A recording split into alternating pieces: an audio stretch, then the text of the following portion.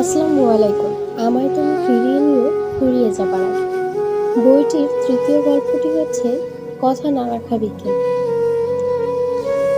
একটা হিজল ফুলের বিকেল কেনা সন্ধ্যায় আমাদের হেঁটে যাবার কথা ছিল নিরে ফেরা পাখির ঘরে ফেরার মতো। ঘর পালাবে আমাদের বারোয়ার।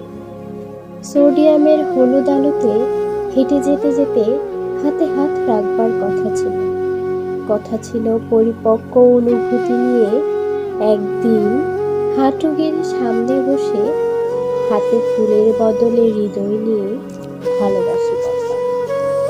অথচ হিজলের দিন ফুরালেও আমাদের একসাথে হাঁটা হয়।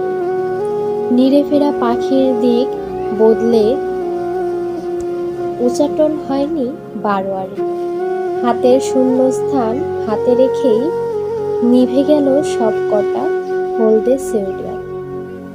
অনুভূতির পরিপক্কতায় তুমি জানালে আমি এখন পরের মানুষ, দূরের দেশ।